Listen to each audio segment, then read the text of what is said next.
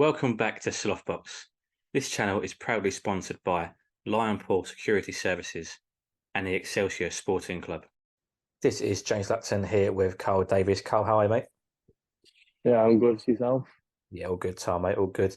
Fight coming up very, very soon. You're fighting Dale Callum. First of all, how's camp been? How's training? Yeah, it's really good.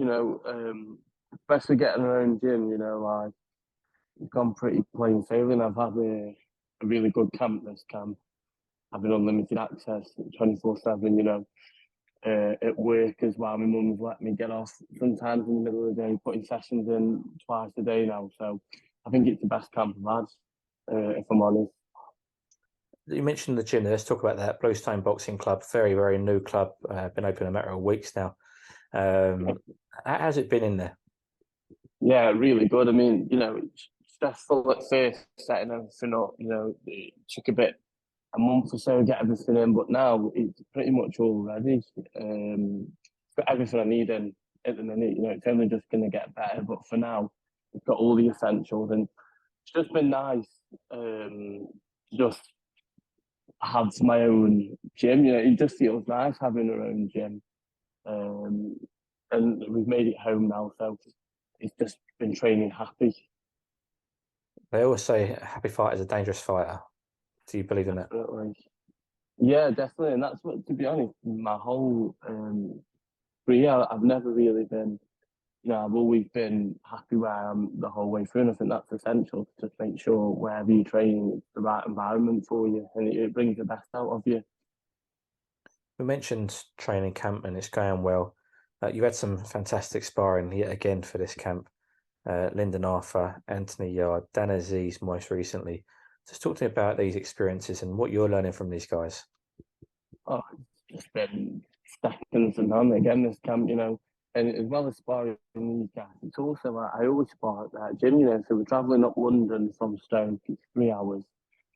We're going into familiar places sparring, I've never sparred Dan before.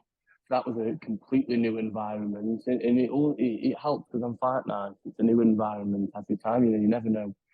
You might have not boxed there before, you might be boxing away. So it's good to go to these places under a bit of pressure, not in your comfort zone, and it helps you perform all around then. It's a really interesting point you made. I've never heard anyone sort of mention that before, but obviously going to a new gym you've never been before where you're sparring somebody whose home gym it is. But what is that like? You mentioned a bit about pressure and out of your comfort zone. Talk to me what goes through your head when you're traveling down there on a 3 hour trip to somewhere new. It's just, I'm quiet the whole way there, just focusing, just relaxing, really getting ready for it. And then I think I always perform better, because I know that there's eyes on me, people are always watching.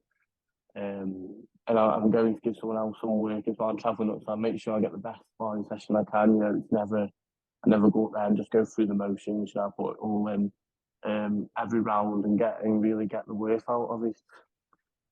It almost sounds like you go into sparring as if you was going into a fight night, the same sort of preparation, the quietness. I'm sure the headphones are in, music's on, you're zoned in or zoned out from everything else. Why is it? Why do you approach that environment in that way? It's just the way I am. I can't start speaking on the way back. I think maybe it's just a bit of it. You just get in that mindset a little bit. I think it's hard to explain. When you're going against, really, I've only had 7 amateurs, 2 pro fights, and I go into spar. Lyndon, who was boxing for his world title. You've got Dan with his big fight. I think he's ranked #1 at the main. You've got obviously Yard. All of them went up to Matchroom Gym. Everyone I spar has always got everything on me. Experience or boxing for something. I boxed a lad, Jack Huxby. I sparred him not long ago. He's boxing for a Midlands title. So all these lads are way in front of me. So I think I've just got to focus and because I know it could be tough. So I get mentally prepared. Does that show your mentality and mindset, the fact that you do approach these spars in that way? Because firstly, you're going to learn, you want to make a good impression, you want to leave a lasting impression to be invited back again against these guys as well, I'm sure. Yeah, definitely that's what it is. I make sure all them things go correct. Like you say, I want to leave a good impression. want people maybe pass a word on, say, oh, you might not have had many, but he's decent. I also want to get asked back because you always need sparring. They're making sure they get the worth out of it. And up to now, we've always been invited back.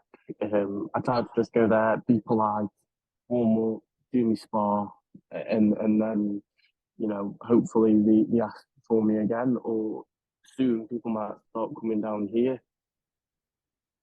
Talk to me about obviously you sparred Anthony Odd a lot. You know Tunde very well. Obviously, one of your co-managers.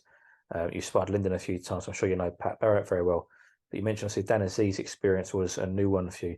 But he's also trained by Buddy McGirt, who is a legend in the sport.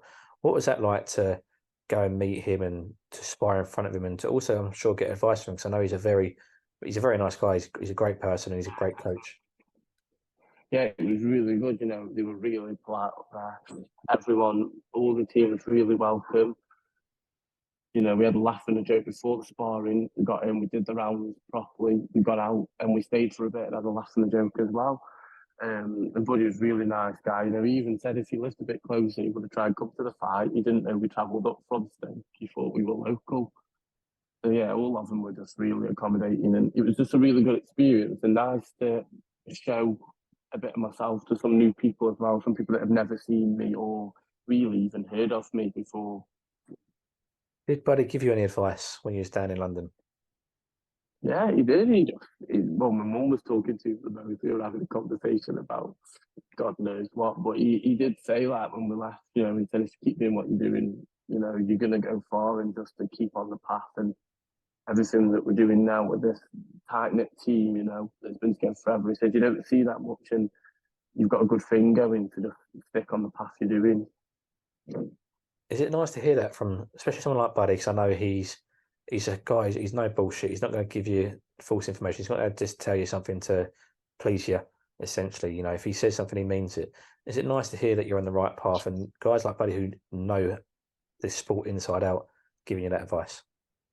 Yeah, definitely, because I don't expect anyone to say anything from sparring or from training. I know what it's like. You go up, you're there to do a job, and you go home. No one has to pass a comment at all. So for him to take his time to even pass comments like that, it just does good for your confidence as well. It knows that you are doing it all for a reason, and you're not just putting all these hours in and hard work and stressful and hungry days for no reason. You are on the right path and you're doing the right thing.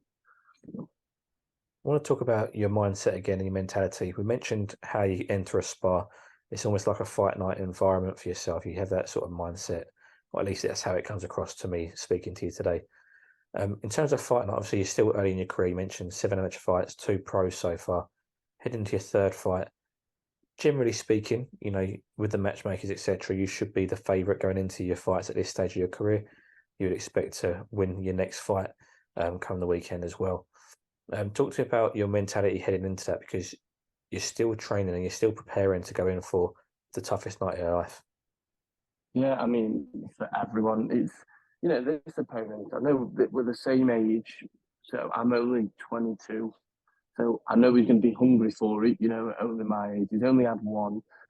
But it's more about whoever I'm fighting, I want the performance to stand out. Even if it should not guaranteed to win, even if I should on paper win, or it should be, this or that.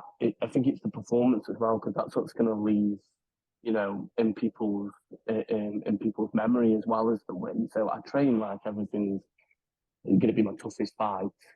And that's also to make sure that I don't ever risk anything. Even if I'm having a bad night as such, I'm going to be fit, sharp, the game plan's going to be there, so I can fall back on all of them, even if maybe something's not like going to plan or I don't feel as good as I should. I know that I've trained hard as I can, and that'll get me through the fight no matter what. I want to ask you, because obviously you're still early in your career, as mentioned, you're coming into your third fight. You're still a very young prospect. When you look at the top of the game and where you want to get to, do you ever become disillusioned with some of the sport, especially at the moment? Things like, for example, Conor Benn failing drugs tests, and he's been allowed to fight at the weekend in Florida through, it seems, some sort of loophole, because he's gone out to Florida to fight in their commission.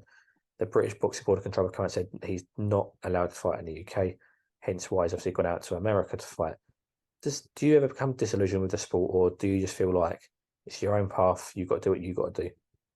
I mean, definitely. I don't know the ins and outs of everyone else's situations really, and as long as it doesn't affect me or my career or my fight, then I'm just focused on what I've got to do. And let everyone organise everything around me, and I just show up and do what I'm told and what I should do. And then I just let everything else into because it should. Some stuff it just doesn't cross my mind. I just let other people get on with it. Yeah. Just finally, last question from me, Carl. In terms of your progression and your career, it's been a bit stop-start. You was hoping to turn pro, and then COVID hit, and then it was a bit delayed and things like that. Going forward now, how active do you want to be? And is there a plan in place? Are you looking to stay? I know last time we spoke, you just said, "Listen, when the fights come up, the right fights, right time, it will all happen. It will all fall into place."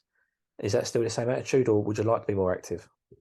Yeah, 100%. I mean, we've made some changes. I'm not with a promoter now, so that just leaves me. That was for the sole reason so I can just box, or I just Joe and Tunji being co-manager, making sure just asking any promoter. We've got a kid. It's this. You'll sell this many tickets. Can he box? And hopefully, I I should be getting out 4 to 6 times a year from now, and that's what I need as well. But also just to make up for that, I know I get it in my sparring, but I need them fights as well. And then maybe looking for a Midlands title next year.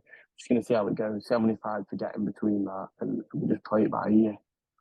No, definitely. Well, Carl, I want to thank you again for your time. As always, it's a pleasure to speak to you, and all the best of luck for the fight.